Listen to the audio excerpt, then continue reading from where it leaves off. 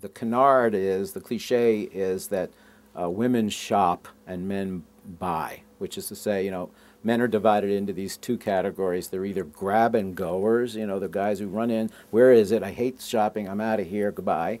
Or they're classified as wait and whiners, when they go out with their spouse or their partner. We've all seen them on a Saturday afternoon sitting there, sullenly on a bench, if there is a bench in the department store, really grumpy that they have to, be forced into doing that as opposed to lying on the couch watching ESPN on a Saturday afternoon. So men have been cast as these characters who hate shopping.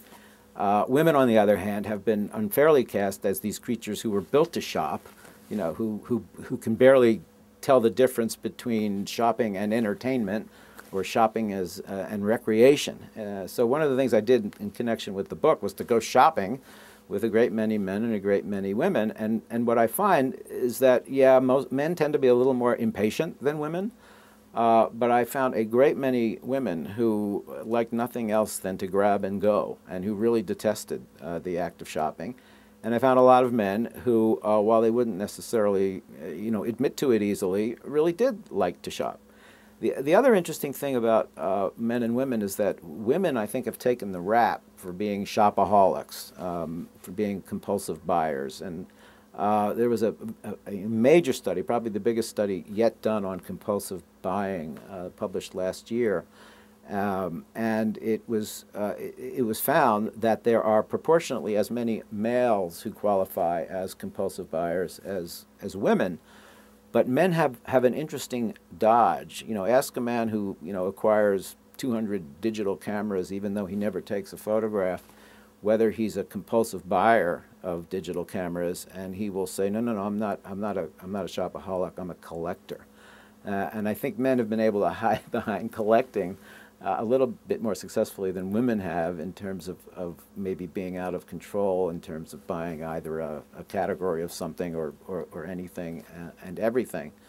That said, there are some differences.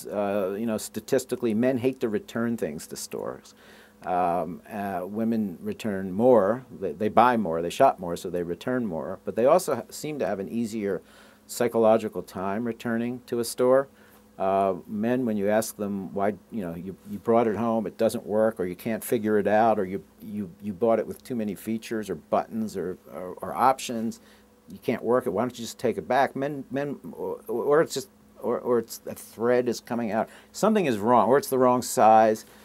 Men will often not take it back to the store, and if you press them and say, well, why not? Well, first of all, it means another trip back to the store, which may be overwhelmingly too tedious or onerous to do. But a lot of men really fear the confrontation that almost never takes place at a store, but fear that there's going to be some kind of a conflict, or a little bit of a conflict or confrontation, and they would just as soon avoid that.